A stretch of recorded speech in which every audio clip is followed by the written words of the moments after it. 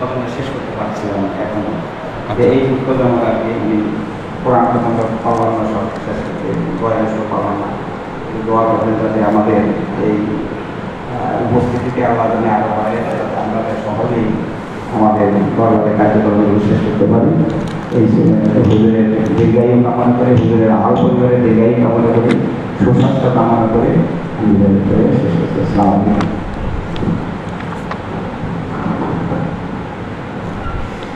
এটার চিহ্ন রাখার ইয়াগুলা কই নাই তো?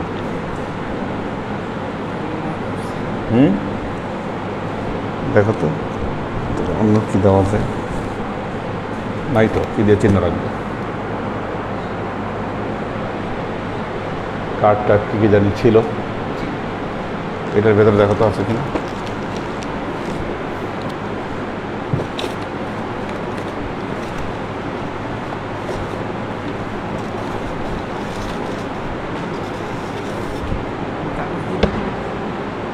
না এটা দিয়ে না, না রাখ।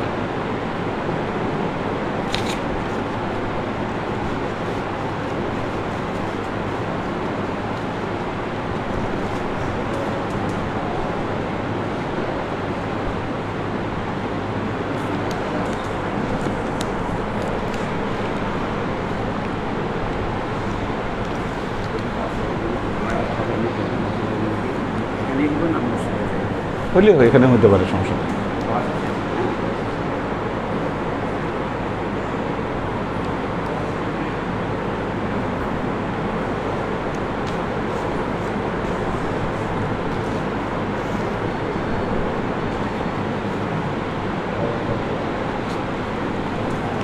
আলহামদুলিল্লাহ আলহামদুলিল্লাহ নাহমাদুহু ওয়া নাস্তাঈনুহু ওয়া নাস্তাগফিরুহু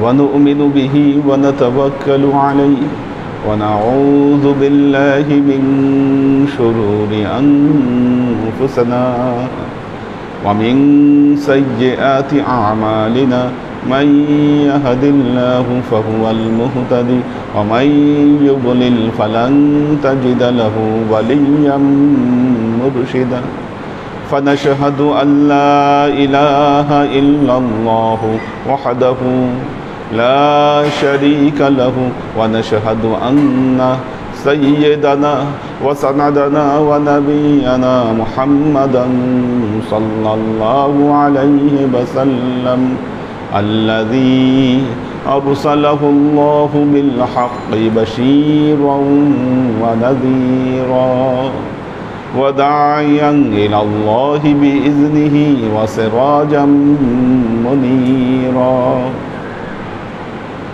وقال الله تعالى في كلامه المجيد وفرقانه الحميد ما كان محمد أبا أحد من رجالكم ولكن رسول الله وخاتم النبيين وكان الله بكل شيء عليما إن الله وملائكته يصلون على النبي يا أيها الذين آمنوا صلوا عليه وسلموا تسليما صلى الله على محمد صلى الله عليه وسلم صلى الله على محمد صلى الله عليه وسلم صلى الله على محمد صلى الله عليه وسلم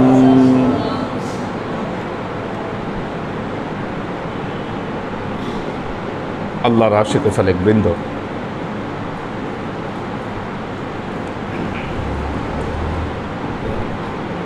عن نافع عن ابن عمر أن النبي صلى الله عليه وسلم أمر بزكاة الفطر قبل خروج الناس إلى الصلاة.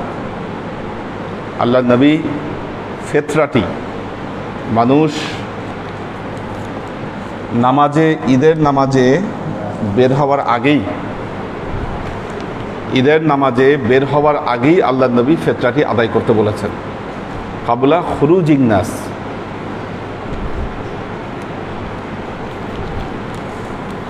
আমরা কিতাবুজ যাকাতে ছিলাম। আন মুআজ বিন ফাদলা عن سعيد الخدري قال كنا نخرج في عهد النبي صلى الله عليه وسلم يوم الفطر صاعا من طعام قال أبو سعيد وكان طعامنا الشعير والزبيب والأقط والتمر। হযরত সাঈদ ইবনুল খুদরি রাদিয়াল্লাহু তাআলা আনহু রিওয়ায়াতে বর্ণিত, তিনি বলছেন যে আমরা আল্লাহর নবীর যুগে আমাদের যে খাদ্যদ্রব্য ছিল, এই খাদ্যদ্রব্যের উপর ওজন করে আমরা ফিতরা আদায় করতাম। আর ওই সময়ে আমাদের খাদ্য ছিল জব ছিল, গম ছিল না, উনি গমের কথা বলে নাই। জব ছিল, কিশমিশ ছিল, পনির ছিল আর খেজুর ছিল।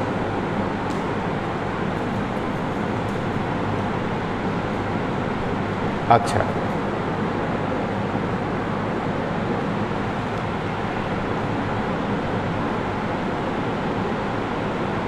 عن نافع عن ابن عمر قال فرض رسول الله صلى الله عليه وسلم صدقة الفطر وقال رمضان على الذكر والأنثى والحر والمملوك صاعا من تمر أو صاعا من شعير فعدل الناس نصف الصاع من بر। বললেন যে আমরা নবীর যুগে খেজুর দিয়ে অথবা জব দিয়ে আমরা ফিতরা আদায় করতাম। এরপর কি করলো, আল্লাহ নবীর যুগের পরবর্তী সময়ে গমের উপরে অর্ধসা আদায় করা শুরু করলো, অর্ধসা আদায় করা শুরু করলো। আচ্ছা, ফাকানা ইবনে ওমর ইয়তিত তামার, কিন্তু হযরত ইবনে ওমর ওই সময়ও খেজুরের উপরে এক সাই দিতেন। ফিতরার হাদিস, মূলত ফিতরা সংক্রান্ত যে হাদিস, এই হাদিসগুলো বর্ণনা করেছেন হযরত ইবনে ওমর। অধিকাংশ হাদিস ফিতরার ইবনে ওমর বর্ণনা করেছেন, সহি হাদিসগুলো। হ্যাঁ, উনি এক সাই দিতেন ইবনে ওমর, উনি কখনো অর্ধসা দেন নাই। অর্ধসার মশালা সারা পৃথিবীতে একমাত্র বাংলাদেশ, ইন্ডিয়া আর পাকিস্তানের মৌলানা ছাড়া এই অর্ধসার মশালা কেউ কখনো অর্ধসা আদায় করে না সারা পৃথিবীতে। এটা হ্যাঁ, অর্ধসা তো শুনেন নাই গ্রামে, কিন্তু 70 টাকা 80 টাকা ফিতরা তো শুনছেন, কি 65 টাকা 70 টাকা ফিতরা তো শুনছেন। এরা তো সায়ের হিসাবও বুঝে না, কোনটা অর্ধসা আর কোনটা পূর্ণসা, এটা তো বুঝার মানুষ কম। ফিতরা আগে আদায় করতো 65 টাকা 70 টাকা, এইভাবে আদায় করতো, আরও কম আদায় করতো। আমি দেখেছি 25 দিয়ে শুরু, আমি 25 টাকা দেখেছি ফিতরা, গভর্নমেন্টের ফিতরা। হ্যাঁ, যখন 25 টাকা ছিল ওই তখনও আপনারা 100 করে আদায় করতেন, আবার ওইভাবেই আপনাদেরকে ট্রেনিং দিয়েছে। তারপর 40 আসলো, এখন 70 75, এই অর্ধসা মশালায়। আর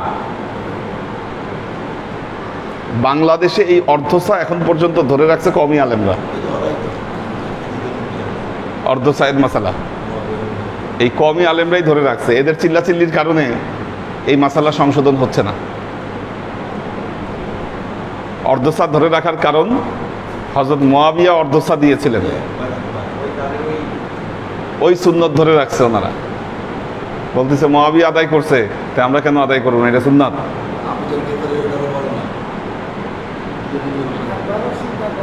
তো অর্ধসা আদায় করা, এটা মনে রাখবেন, এটা আল্লাহর নবীর সুন্নাত না, এটা হযরত মুয়াবিয়ার সুন্নাত। সোজা কথায় এটা হযরত মুয়াবিয়ার সুন্নাত। উনি এই রায় দিয়েছিলেন, উনি বলছেন আমার মনে হচ্ছে গম দিয়ে আদায় করলে অর্ধসা আদায় করলে হয়ে যাবে। মনে করছে শরীয়তের মাসালা মনে করার উপর হয় না, এটা মাথায় রাখতে হবে। আপনি একটা জিনিস মনে করবেন আর হয়ে যাবে, এটা হবে না শরীয়তের মাসালা।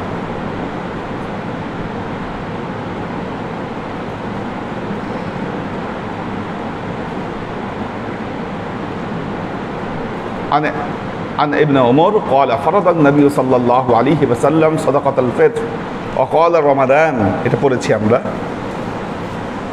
আচ্ছা,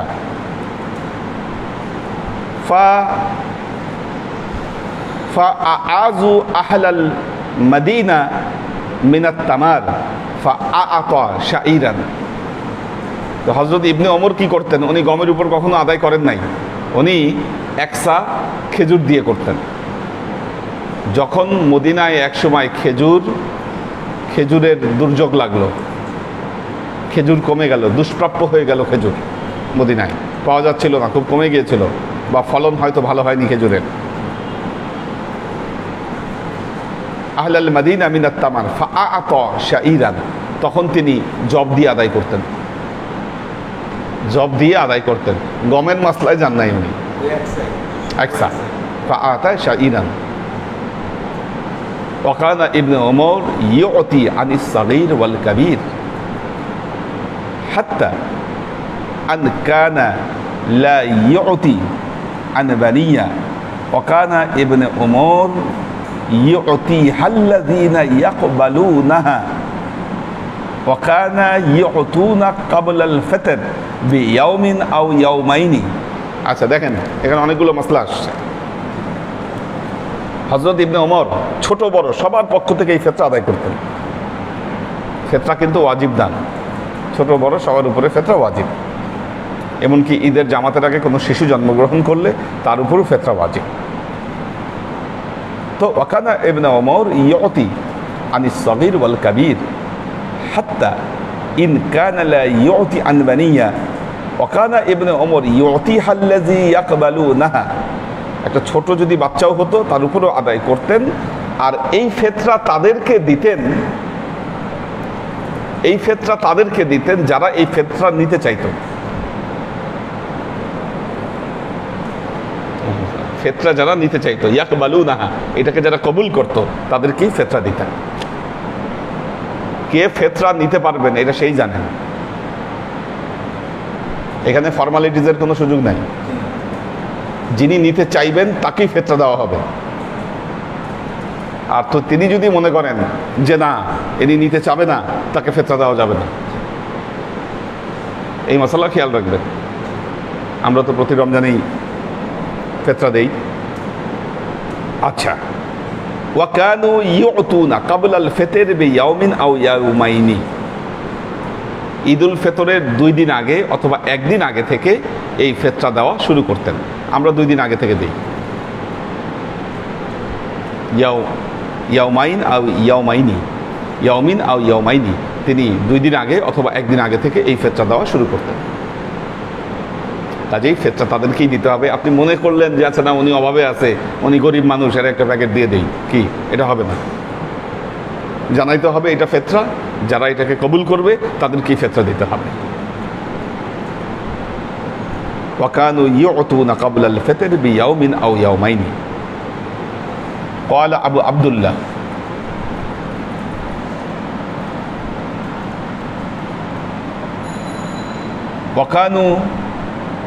وكانوا ليعطون ليجمعوا للفقراء। এটা কি করতেন? যারা ফিতরা আদায় করত এগুলোকে এক জায়গায় জমা করতেন এবং জমা করে সেগুলাকে গরিবদের মধ্যে বন্টন করে দিতেন।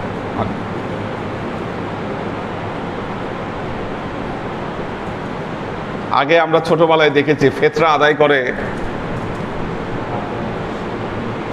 হ্যাঁ না, লুঙ্গি কাপড় লুঙ্গি শাড়ি দিয়ে তো জাকাতে টাকা দিত। এটা ফিতরা দিত কেমনে? 5 টাকা 2 টাকার নোট, ভাঙতি পয়সা, এগুলা নিয়ে বসতো, ফকিররা আসতো, 2 টাকা 2 টাকা 5 টাকা 5 টাকা করে ফিতরা দেওয়া হতো। এই সিস্টেম চালু ছিল আমাদের। এই 2 টাকা দিয়া 5 টাকা দিয়ে একটা ফকির বা একটা গরিব মানুষের কি হবে? এগুলো বাজে সিস্টেম, এগুলো বাজে সিস্টেম। আর শাড়ি লুঙ্গি তো ছিল জাকাতের শাড়ি লুঙ্গি, এই জাকাতের শাড়ি লুঙ্গি দিয়েও মানুষের কোনো কাজে আসে না। এই জন্য জাকাত বলেন, ফিতরা বলেন, মনে রাখবেন এটা সেন্ট্রালি আদায় করা সুন্নাত। এটা সেন্ট্রালি আদায় করতে হবে, একসাথে জমা করে তারপর সেটাকে সুদীপূর্ণভাবে এটাকে বন্টন করতে হবে। না হলে হ্যাঁ হ্যাঁ হ্যাঁ এখন ইন ক্যাশ দেওয়া ফিতরার ব্যাপারে ইন ক্যাশ যদি হয় সেটা মাসালায় পড়ে সেটা জায়েজ।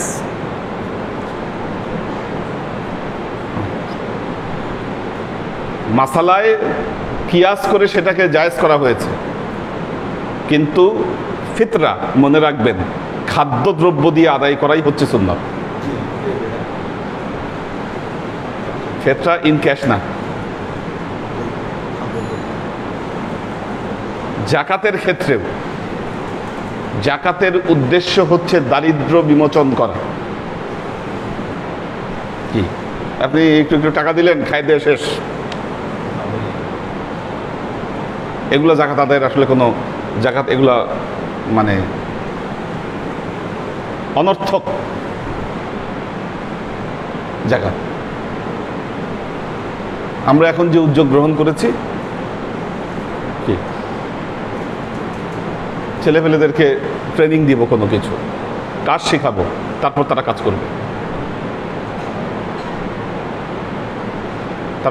করবে, এবার আমরা যাদেরকে ড্রাইভিং ট্রেনিং দিয়েছি, আল্লাহর মতো ওরা চাকরিতে ঢুকে যাবে। এই যে ড্রাইভিংয়ের ট্রেনিং দিলাম তাদেরকে, এখন ওরা চাকরিতে ঢুকে যাবে, এটাই তো ওদের জীবনের কাজে লাগবে। এভাবে বলেছি যারা যুবক আছে, কে কোন কাজে আগ্রহী, এগুলা কাজে আগায় আসো।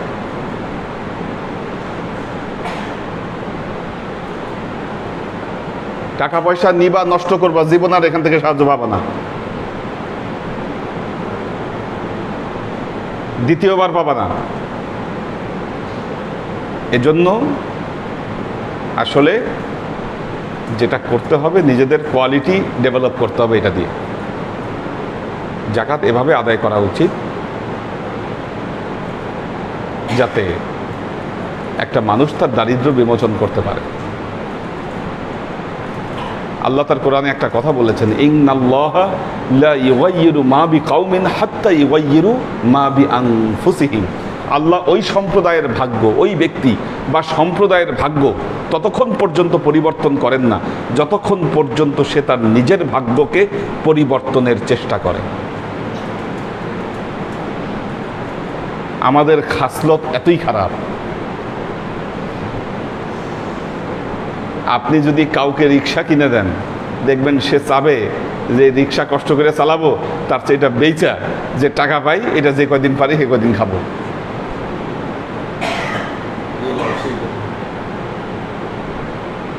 এই চলতেছে। টাকা পাইতে সবাই আগ্রহী, সবাই আগ্রহী। কেন? টাকাটা দিবে, খাইতে শেষ করবে, এই জন্য। কিন্তু সেটাকে ইউটিলাইজ করবে ওই কামে নাই।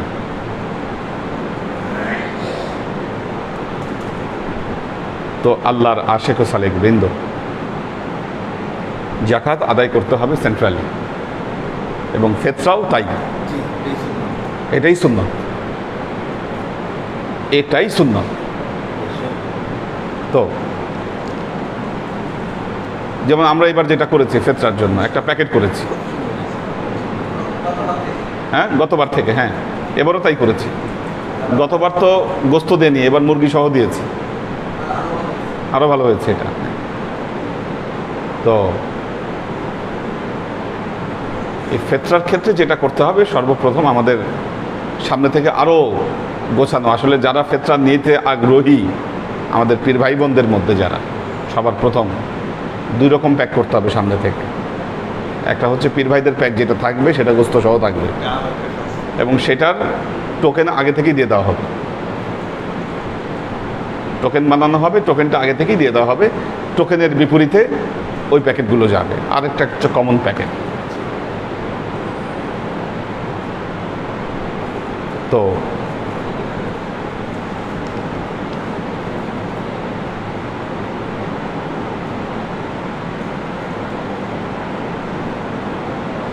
وَكَانُوا يُعْطُونَ لِيُجْمَعُوا لِلْفُقَرَاءِ, এটা গরিবদের জন্য একসাথে জমা করা হতো, তারপর সেটাকে সেভাবে বন্টন করা হতো।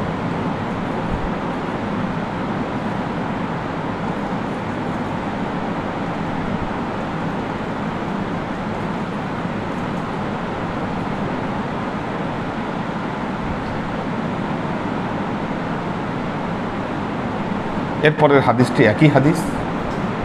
আমরা নতুন অধ্যায়ে যাচ্ছি, কিতাবুল মানাসিক, হজের অধ্যায়। হজের অধ্যায় মানাসিক, মানসিক শব্দটি লিকুল্লি উম্মাতিন জাআলনা মানসাকান লিয়াযকুরু ইসমাল্লাহ আলা মা রাযাকাহুম মিন বাহিমাতিল আনআম। হজের যে কার্যক্রম, এই হজের কার্যক্রমকে মানাসিক বলে। এটার নাম কিন্তু দিতে পারতেন কিতাবুল হজ। হজ না দিয়ে ইমাম বুখারী এই অধ্যায়ের নাম দিয়েছেন কিতাবুল মানাসিক। মানাসিক মানে হজের কার্যক্রম। প্রথমেই ওই আয়াত কোট করেছেন, ওয়ালিল্লাহি আলান নাসি হজ্জুল বাইতি মান ইসতাতাআ ইলাইহি সাবিলা। হজ তাদের উপরেই ফরজ যারা এই হজের পথের ব্যয়ভার বহন করতে সক্ষম।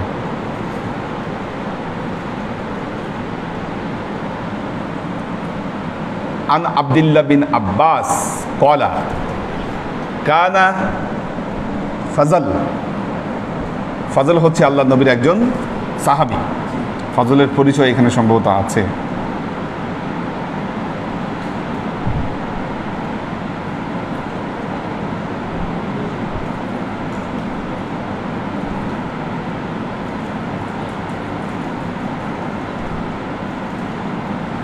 আচ্ছা, হযরত ফজল আল্লাহ নবীর একজন সাহাবী।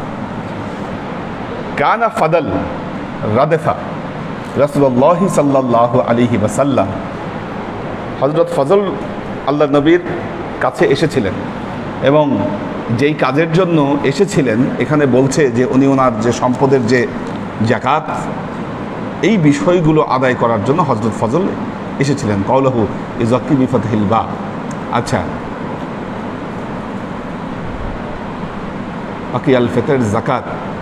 আচ্ছা, قال الكستلاني هذا قول الجمهور الحنيفة ليظلموا سيد الزكاة যাকাত আল ফিতর ঈদুত তিজারা। তিনি তার যাকাত আদায় করার জন্য আল্লাহ নবীর কাছে এসেছিলেন হযরত ফজল। আচ্ছা, তো এই সময় কি হলো, ফাজাআত ইমরাআতুন মিন খাসআমা। খাসআমা গোত্রের একজন মেয়েও তখন সেখানে উপস্থিত হলো। একজন সুন্দরী নারী, খাসআমা গোত্রের একজন সুন্দরী নারী সেখানে উপস্থিত হলো।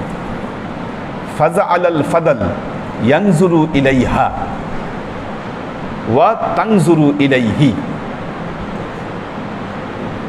দেখা গেল ফজলও তার দিকে তাকায় তাকায় দেখতেছে, আবার মেয়েটাও আবার ফজলের দিকে তাকাচ্ছে, ফজলের দিকে তাকাচ্ছে। তানজুরু ইলাইহি। ওয়াজআলান নবী সাল্লাল্লাহু আলাইহি ওয়াসাল্লাম ইয়াসরিফু ওয়াজহাল ফাদল ইলা শাক্কিল আখির। আল্লাহ নবী কি করলেন, ফজলের মুখটা ধরে চেহারাটা আরেক দিকে ঘুরাই দিলেন যাতে না তাকায়। এতে কি বোঝা গেল, চোখের পর্দা মেয়েদের জন্যও আছে, ছেলেদের জন্যও আছে। এখন তো মেয়ে মানুষের চোখ তো ঘুরাই দিতে পারে না, ছেলেটাও মেয়ের দিকে তাকাচ্ছে, মেয়েটাও ছেলের দিকে তাকাচ্ছে। আল্লাহ নবী ফজলের মুখটা ধরে চেহারাটা ঘুরাই দিলেন এক পাশে। আচ্ছা, তানজুরু ইলাইহি ওয়া জাআলা নবী সাল্লাল্লাহু আলাইহি ওয়াসাল্লাম ইয়াসরিফু ওয়াজহাল ফাদল ইলা শিকিল আখির ফাকালাত ইয়া রাসূলুল্লাহ। তখন ওই মেয়েটি বলল, ইয়া রাসূলুল্লাহ, ইন্না ফারিদাতাল্লাহি আলা ইবাদিহি ফিল হজ।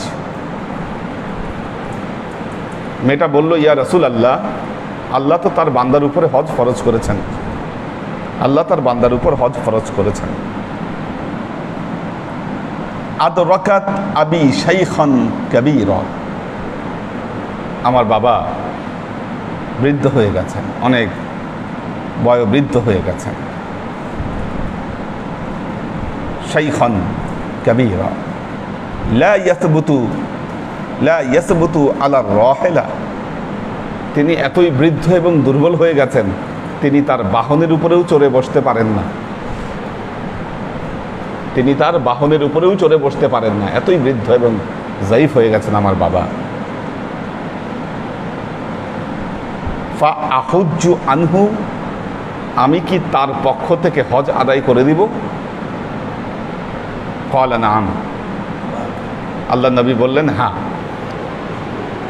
তার মানে কি বোঝা গেল? বদলি হজ মেয়েরাও করতে পারবে। ঠিক, বদলি হজ কিন্তু মেয়েরাও করতে পারবে, খালি যে ছেলেরা করতে পারবে তা না, মেয়েরাও করতে পারবে।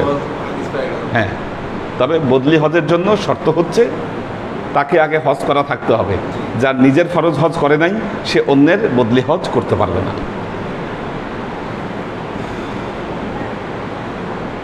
তো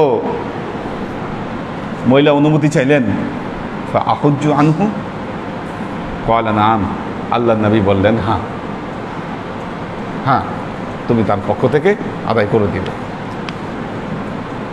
যালিকা ফি হাজ্জাতিল বেদা, এই ঘটনাটা হজ্জে বেদার ঘটনা, বিদায় হজের ঘটনা। বিদায় হজের সময় ওই মহিলা, এই মেয়েটি আল্লাহ নবীর কাছে এই আরজ করেছিলেন এবং আল্লাহ নবী তাকে অনুমতি দিয়েছিলেন। কওলাহু ইয়াতুকা রিজালান রিজালা ওয়া আলা কুল্লি দাবিরি ইয়াতিনা মিন কুল্লি ফাজ্জিন আমিক লিয়াশহাদু মানাফিআ লাহুম। আল্লাহ হযরত ইব্রাহিম আলাইহিস সালামকে নির্দেশ দিয়েছিলেন কাবা ঘর নির্মাণের পর, ওয়া আযজিন ফিন নাসি বিল হজ ইয়াতুকা রিজালান রিজালা ওয়া আলা কুল্লি দাবিরি ইয়াতিনা মিন কুল্লি ফাজ্জিন আমিক। আপনি মানুষের মাঝে হজের ঘোষণা দিয়ে দেন, তাহলে কি করবে? চতুর্দিক থেকে মানুষ কৃষকায় বাহনে চড়ে এই হজের দিকে ছুটে আসবে। বাহন, আগের যুগে বাহন ছিল ঘোড়া, উট, কি এখন তো অনেক বাহন, বর্তমান সময়ের বাহন এরোপ্লেন, বাস, গাড়ি। আল্লাহ নবী লাল উট পছন্দ করতেন, লাল উট, লাল উট, লাল উট। বর্তমান সময়ের BMW, বড় বড় গাড়িগুলা, কি ওই সময় ওগুলোই ছিল। অনেকে বলেন নবী ফকিরি জিন্দেগি যাপন করছে, নাউজুবিল্লাহ। কি, যিনি মদিনা রাষ্ট্রের প্রতিষ্ঠাতা, মদিনা রাষ্ট্রের প্রতিষ্ঠাতা, যার সাম্রাজ্য সারা পৃথিবী ব্যাপী ছড়িয়ে পড়েছে, আপনি তারে বলেন ফকির? কত বড় আহাম্মক আপনি, যিনি দোজাহানের বাদশাহ।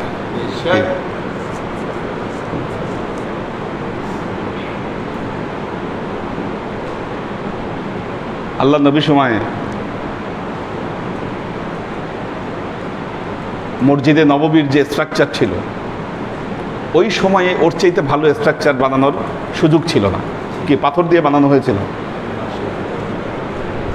পরবর্তীতে যখন অবস্থা ব্যবস্থা উন্নত হতে শুরু করলো, মুসলমানরা বাইরের জগতের সাথে তারা পরিচিত হতে শুরু করলো, বিভিন্ন সভ্যতা তারা দেখে ফেলেছে, তখন চিন্তা করলেন যে না, এটা আর চলে না, এখন স্ট্রাকচার চেঞ্জ করা দরকার, স্ট্রাকচার চেঞ্জ করা দরকার। খলিফা ওমরের সময়, খলিফা ওমরের সময় এখন আল্লাহ নবীর বানানো মসজিদ, এখানে কেউ আর হাত দিতে সাহস পায় না। শেষ পর্যন্ত বলল যে না ঠিক আছে আমরা বানাবো, কিন্তু আল্লাহ নবীর সময়ে যেরকম ছিল একেবারে হুবহু ওইভাবে বানাইতে হবে। ওই যেখানে যা খুঁটি ছিল সেগুলো ঠিক রেখে তারপর ওই স্ট্রাকচার তৈরি করা হয়। আপনারা জানেন যে এখনও খুঁটিগুলো আছে এবং খুঁটিগুলোর উপরে সবুজ সবুজ রঙের নাম লেখা আছে প্রতিটা খুঁটির। ওই খুঁটিগুলো সব আল্লাহ নবীর মসজিদে নববীতে ছিল। মেম্বারটা এখন যেখানে দেখছেন ওখানেই ছিল মেম্বার। তারপর আল্লাহ নবীর যে ঘর রওজা মোবারক, কোন দরজা দিয়ে আল্লাহ নবী বের হতেন, কোথা দিয়ে কি হতো, সব কিছু এখনো ঠিকঠাক করা আছে ওখানে। ইতিহাস গেলে দেখতে পাবেন, ওখানে ইতিহাস দাঁড়িয়ে আছে ওখানে।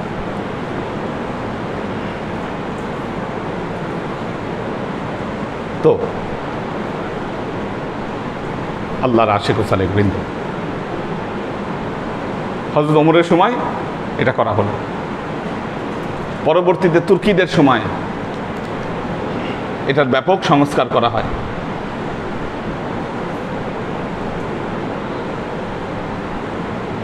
এবং উপরে যে সবুজ গম্বুজ, সেটাও এক বাদশার সময় তৈরি করা হয়। বাদশার নাম আমি জানতাম কি মোহাম্মদ, বাদশাহ মোহাম্মদ না এরকম কি একটা নাম ছিল ওনার। ওনার সময় সবুজ গম্বুজটা তৈরি করা হয়, গম্বাদে খাজরা যেটাকে বলে। হ্যাঁ, এখনো আছে। হ্যাঁ, এখনো আছে সবুজ গম্বুজ। আরবের বর্তমান শাসক যারা, তারা একটা ভয়াবহ অন্যায় করেছেন। শিরক বেদাত উৎখাতের নামে জান্নাতুল বাকিতে যত কবর ছিল এই কবরগুলো ধ্বংস করছেন তারা। এতে ক্ষতি হয়েছে কি, বহু ইতিহাস বিলুপ্ত হয়ে গেছে এবং এই কাজগুলো করিয়েছে ইহুদি খ্রিস্টানরা। আপনারা জানেন আমেরিকা যখন বাগদাদ আক্রমণ করে, কি বাগদাদ যখন দখল করে, লাইব্রেরিতে আগুন ধরাই দিছে। লাইব্রেরির সাথে কি শত্রুতা? কারণ হচ্ছে মুসলমানদের ইতিহাস ঐতিহ্য ধ্বংস করে দাও। এরা নিজেরা পারে নাই, না পেরে এই তাদের এই জালেমগুলোকে দিয়ে চেষ্টা করেছে এই জিনিসগুলো ধ্বংস করার।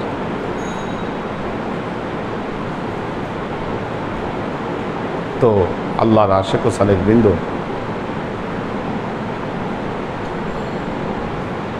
আল্লাহ আমাদেরকে রক্ষা করুন। আমরা সহজ সরল মুসলিম জাতি না, আমরা পলিটিক্স বুঝি না, ইন্টারন্যাশনাল পলিটিক্সের সাথে কোনো সম্পর্ক আছে না, আমরা ইতিহাস পড়ি আন্দাজে ফালাই লাফাই, কিছুই জানে না। শিরক বেদাত খুব ভালো জানে। জি,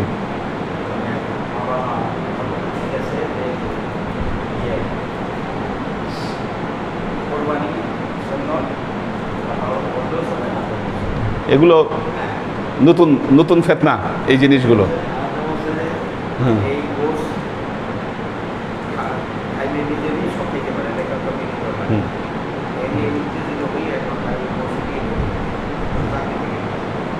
তো এগুলো ফিতনা বর্তমান সময়ের। ওয়াজিব কুরবানিকে সুন্নত বানায় দাও, গোস্ত সব নিজে খাই ফেলো, এই যে এগুলো উল্টাপাল্টা মাসালা, আর কত কি দেখবেন জীবনে, আল্লাহ মাফ করুন। তো আল্লাহ হযরত ইব্রাহিমকে নির্দেশ দিয়েছিলেন, ওয়াজ্জিন ফিন নাস বিল হজ ইয়াতুকা রিজালা ওয়া আলা কুল্লি যামিরি ইয়াতিনা মিন কুল্লি ফাজ্জিন আমিক।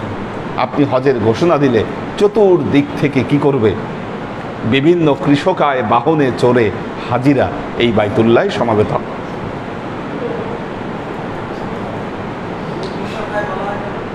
বিরাট সফর করবে, সফর করে যখন আসবে, মানে কত দূর থেকে মানুষ আসবে এটা বোঝানোর জন্য এই কথা বলা হয়েছে। কারণ দীর্ঘ সফর করে যেগুলো আসে শুকায় যাবে, সব শুকায়। এখন তো প্লেন দিয়ে, আগে জাহাজ দিয়ে যাওয়া হতো। বাংলাদেশ যদি জাহাজের সিস্টেমটা চালু রাখতো,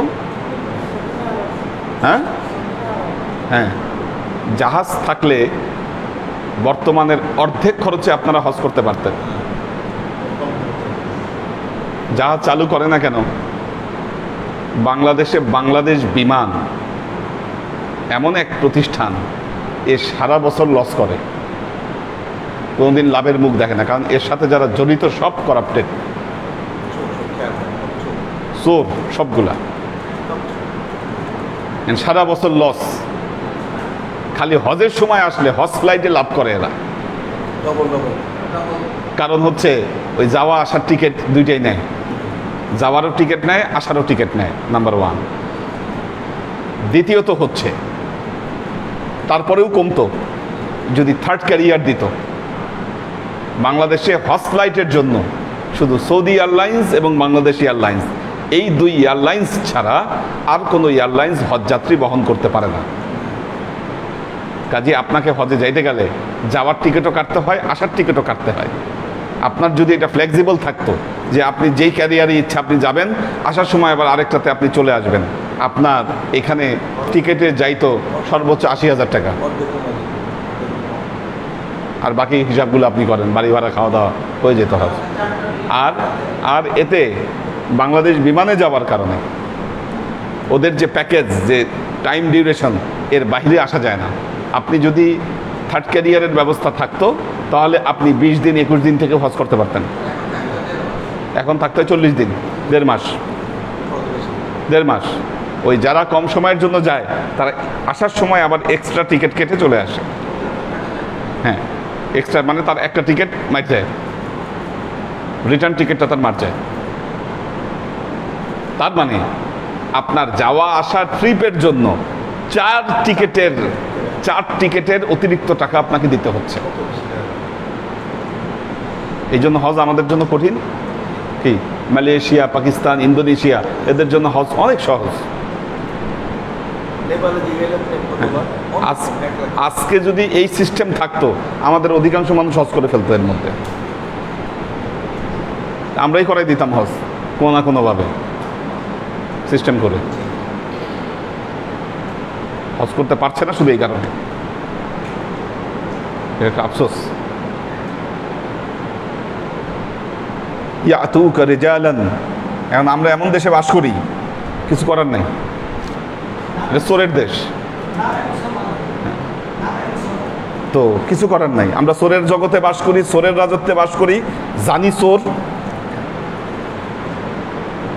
জানি চোর, কিন্তু সত্য কথা বলতে পারি না, কারণ চোরকে চোর বলা যাবে না। এই হচ্ছে জগতের অবস্থা। হ্যাঁ, হযরত ওমরের আদালত থাকলে কি সবগুলোর হাত পা সব কেটে দিত সব।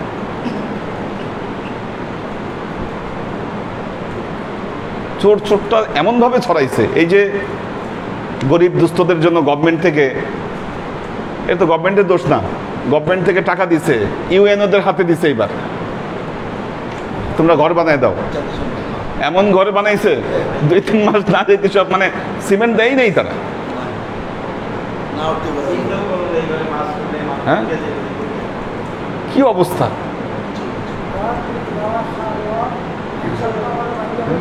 ভেঙে পড়ে গেছে। হ্যাঁ, বাস দিচ্ছে। কি পরিমাণ, হ্যাঁ, কি পরিমাণ আমাদের কারাপশন আপনি চিন্তা করে দেখেন। হ্যাঁ, এটাই তো হচ্ছে সমস্যা আমাদের। ইয়াতুকা রিজালান ওয়া আলা কুল্লি দাবিরিন ইয়াতিনা মিন কুল্লি ফাজ্জিন আমিয়াক লিয়াশহাদু মানাফিআ লাহুম। কেন? তাদের যেই জিনিসগুলো তাদেরকে উপকার দিবে, এই উপকারী জিনিসগুলো তারা যেন দেখতে পারে। তো আল্লাহর আশিক ও সালেহ বৃন্দ, এখন হজ অনেক সহজ হয়ে গেছে। আল্লাহ নবী হজকে বলেছেন আফদালুল জিহাদ, সর্বোত্তম জিহাদ হচ্ছে হজ। তো এই আফজালুল জিহাদ বুঝতেন যদি 60-70 বছর আগে হজ করতেন বা 100 বছর আগে হজ করতেন, আফজালুল জিহাদ কাকে বলে এটা বুঝতে পারতেন। কারণ ওই সময় পাকিস্তান আমলে বা তারও আগে বাংলাদেশ থেকে হজ করতে গেলে মুম্বাই হয়ে যেতে হতো। সমুদ্র আমাদের চিটাগাং থেকে ছাড়তো না, জাহাজ ছাড়তো মুম্বাই থেকে, কারণ মুম্বাইতে কিন্তু আরব সাগর ওখানে একদম সাথে লাগানো। আমি যখন মুম্বাই গেলাম, কত সাল আমার মনে নাই, বাই রোডে গিয়েছিলাম আমি অভিজ্ঞতার জন্য। ঢাকা থেকে রাত 12টায় উঠলাম বাসে, তাও তো এয়ার কন্ডিশন বাস, খুব লাক্সারি বাস, কিন্তু ফেরিঘাটে দেরি হলো, এই জন্য কলকাতায় পৌঁছাইতে এর পরদিন দুপুর হয়ে গেল। এর পরদিন একদম দুপুরে গিয়ে পৌঁছালাম কলকাতা। সেখান থেকে টিকিট কাটা ছিল দিল্লির, ট্রেনে উঠলাম, 35 ঘন্টা ট্রেনে। হ্যাঁ, না, রাজধানী এক্সপ্রেস হচ্ছে শুধু দিল্লিতে যায়, মানে বিভিন্ন জায়গা থেকে যেই ট্রেনগুলো দিল্লিতে যায় ওইটা হলো রাজধানী এক্সপ্রেস। রাজধানী এক্সপ্রেস অন্য কোথাও যাবে না, বা দিল্লি থেকে অন্যান্য শহরে। কলকাতা থেকে মুম্বাই আর কি জানে, আমার ট্রেনের নামটা মনে নাই, 35 ঘন্টা সময় লাগলো, 2500 কিলোমিটার। ওখানে ঠিক লেখাই ছিল 2500 কিলোমিটার, হ্যাঁ, এবং ডিউরেশন হলো 35 ঘন্টা। তাও আমি ফার্স্ট ক্লাস ইয়াতে গেছি, ফার্স্ট ক্লাস কেবিন, একেবারে প্লেনের মতো, খুব আরামদায়ক। আমার যদি ওখানে গিয়ে বুঝলাম যে এই 2500 কিলোমিটার কলকাতা থেকে বাংলাদেশ থেকে যেই লোক আসতো, কি মুম্বাই যাইতেই তাদের অর্ধেক হজ হয়ে যেত। আর বয়সকালে যারা আসতো তাদের তো কথাই নাই। আপনি একটা জিনিস চিন্তা করে দেখেন, এত বড় রাস্তা, তখন হাজিদেরকে মানুষ অনেক সম্মানও করত। এই যে রাস্তা পথে যেত, যারা জানতো হাজি, সবাই সহযোগিতা করতে থাকে, জানে সে হাজি যাচ্ছে। কিন্তু যেই ঘটনাটা ঘটতো, মুম্বাই যেয়ে বুঝতো যে না, আর সম্ভব না, গায়ে শক্তি নাই, সব কিছু শেষ, এখন দেশে ফিরি কেমনে। এখন মুম্বাইতে কিছুদিন থাকতো, আবার যারা সাহসী ছিল ওই মুম্বাই থেকে কি জীবনের আশা ছেড়ে দিয়ে আসছিল, তারা একেবারে তাজা ইমানদার, যারা অধিকাংশ তাজা ইমানদার এই কাজ করতো, তারা জাহাজে উঠে বসতো, চলে যেত। কিন্তু দুর্বল ইমানের যেগুলা ছিল, এগুলো তো আর জাহাজে উঠার আর শক্তি নাই। এখন দেশে ফিরে এসেই বা আমি কি বলবো। এখন মুম্বাই থেকে ওই লম্বা জামা কিনতো, মাথায় ওই পাগড়ি লাগায়, তসবি কিনে দেশে আসতো। তো তখন এদেরকে বলতো মুম্বাই হাজি। মুম্বাই হাজি এই জন্য বলতো। এখন তো আল্লাহর রহমতে আপনি 4-4.5 ঘন্টায় প্লেনে উঠলে পৌঁছায় যাবেন।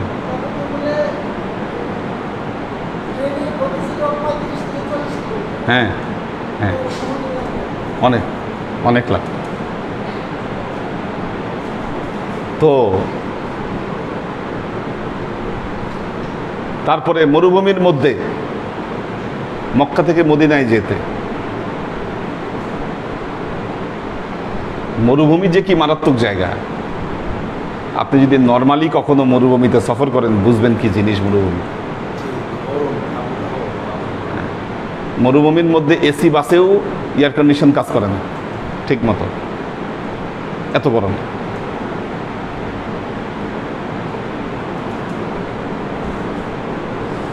তো খুব শক্তি সামর্থ্য না থাকলে মানুষের পক্ষে এটা সম্ভব ছিল না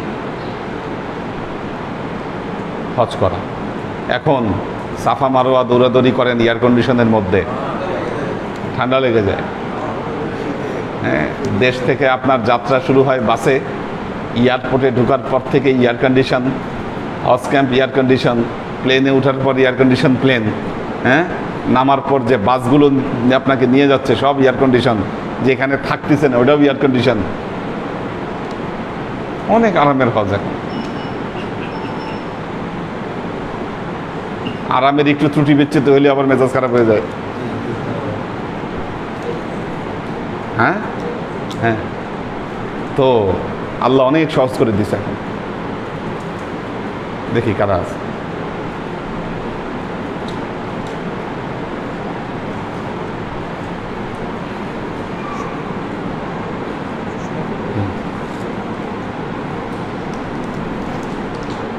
আলামিন আহমেদ,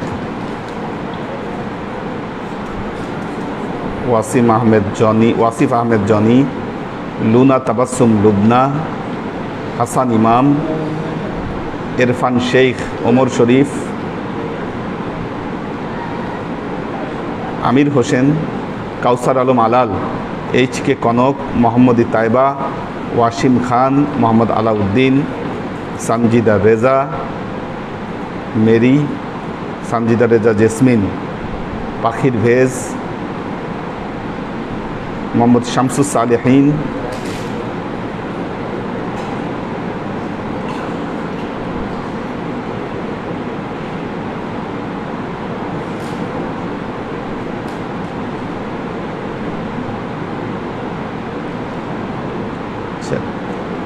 তানজুর মীর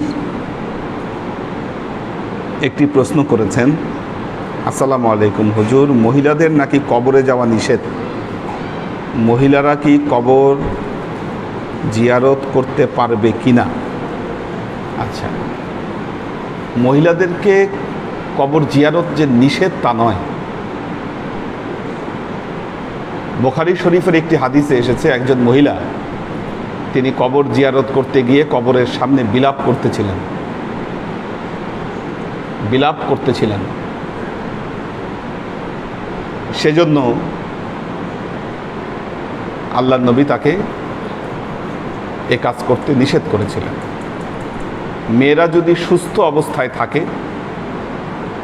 আর যদি পর্দা করেন যিনি, তার জন্য জিয়ারতে বাধা নাই। জিয়ারতে বাধা রয়েছে যারা বেপর্দা। হ্যাঁ হ্যাঁ, বেপর্দায় যারা চলে, কবরের সামনে গেলে বিলাপ করে, হ্যাঁ, বা যাদের পবিত্রতা ঠিক নাই, এই সমস্ত মানুষেরা জিয়ারত করতে অনুৎসাহিত করা হয়েছে। এটা করা যাবে না। কিন্তু আপনি পর্দা যদি করে থাকেন, পবিত্র অবস্থায় থাকেন, হ্যাঁ, তাহলে আপনি জিয়ারত করতে পারবেন। জিয়ারত তো একটা সুন্নাত আল্লাহর নবীর। সৈয়দ ইত্তেহাদুল আজমাইন, ইব্রাহিম খলিল, সাইম আহমেদ, কবির হোসেন, আব্দুস সাত্তার, নাসিমুল ইসলাম পটল, AK আজাদ, ওয়াসিম খান, হুজুর কাজ করতে গিয়ে গরম তেলে 2 হাতের উপরিভাগ অনেকখানি পুড়ে গেছে। আচ্ছা, প্রয়োজনীয় ব্যবস্থা নিয়েছি, এখন অনেকটা ভালোর দিকে, দোয়া করবেন। ফি আমানিল্লাহ, আল্লাহ সুস্থ করে দেন। আমাদের আখতারুজ্জামান ভাই আছেন, আব্দুস সাত্তার ভাই আছেন, সৈফা বিনতে আমির, আমাদের নাজিমুদ্দিন ভাইয়ের ফ্যামিলি আছেন, আসমা আজিজ আছেন, আইরিন সুলতানা আছেন, আমরিন শরীফ, আনোয়ারা শরীফ, সুমাইয়া নুহিন দিশা, সাজ্জাদ রহমান,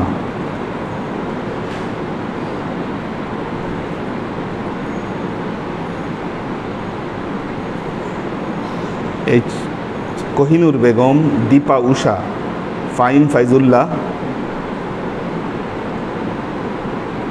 আল্লাহ সবাইকে ভালো রাখুন।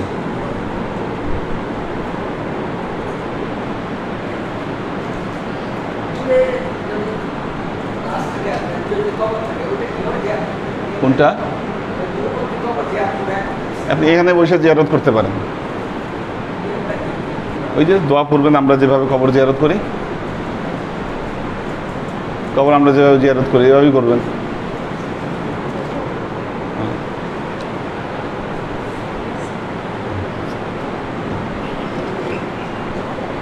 আল্লাহুম্মা আমিন। আল্লাহুম্মা সাল্লি আলা মুহাম্মাদিন ওয়া আলা আলি মুহাম্মাদিন كما صليت على إبراهيم وعلى آل إبراهيم إنك حميد مجيد اللهم بارك على محمد وعلى آل محمد كما باركت على إبراهيم وعلى آل إبراهيم إنك حميد مجيد ربنا ظلمنا أنفسنا وإن لم تغفر لنا وترحمنا لنكونن من الخاسرين ربنا آتنا في الدنيا حسنة وفي الآخرة حسنة وقنا عذاب النار ربنا لا تزغ قلوبنا بعد إذ هديتنا وهب لنا من لدنك رحمة إنك أنت الوهاب اللهم إنك عفو تحب العفو فاعف عني يا غفور الرحيم الودود اللهم نور قلوبنا بنور الإيمان ونور قلوبنا بنور الإسلام ونور قلوبنا بنور الإحسان وزين أخلاقنا بنور محمد صلى الله عليه وسلم اللهم إنا نسألك علما نافعا رزقا واسعا عملا مقبولا شفاء من كل داء قلبا خاشعا ذهنا ذاكرا إيمانا كاملا توبة قبل الموت راحة عند الموت ونجاة بعد الموت اللهم إنا نسألك رحمتك في كل درجة فلاح في كل أمر ونعوذ بك من الشرك والشك والنفاق والبدعة ومن كل وسوسة الشيطان يا الله يا رحمن يا মালিক আমরা এতক্ষণ তোমার দরবারে যে সমস্ত আমলকে উপস্থাপন করলাম ত্রুটি মুক্তভাবে আমলগুলোকে তুমি আমাদের তরফ থেকে কবুল করে নাও তুমি আমলের যাজা আমাদের প্রিয় নবী হযরত মুহাম্মদ মুস্তাফা সাল্লাল্লাহু আলাইহি ওয়াসাল্লামের কাছে পৌঁছে দাও আল্লাহ আমাদের নবীর পরিবারবর্গের কাছে তুমি এর চাচাকে পৌঁছে দাও এই দুনিয়ার সমস্ত আম্বিয়ায়ে কেরাম সাহাবায়ে কেরাম তাবেঈন তাবেঈন ওয়ালি আউলিয়া গাউস কুতুব আমাদের মা বাবা ভাই বোন আত্মীয় স্বজন এই দরবার থেকে যত পীর ভাই বোন চলে গেছে সবার রুহে আল্লাহ তুমি এর চাচাকে পৌঁছে দাও তুমি তোমার হাবিবের উসিলায় আমাদের সবাইকে কবুল ক্ষমা করে দাও আমাদের জীবন থেকে সমস্ত অভাব অভিযোগ বালা মুসিবত দুঃখ কষ্ট রোগ শোককে দূরীভূত করে দিয়ে দৃঢ় হস্তে তোমার দ্বীনের খিদমতের তৌফিক তুমি আমাদেরকে দান করো আজীবন যেন তোমার হেদায়েতের পথে প্রতিষ্ঠিত থাকতে পারি সে তৌফিক তুমি আমাদেরকে দান করো সুবহান রাব্বিকা রাব্বিল ইজ্জাতি আম্মা ইয়াসিফুন সালামুন আলাল মুরসালিন আলহামদুলিল্লাহি রাব্বিল আলামিন ওয়াজআল আখিরু কালিমাতিনা ইনদাল মাউত লা ইলাহা ইল্লাল্লাহু মুহাম্মাদুর রাসূলুল্লাহ।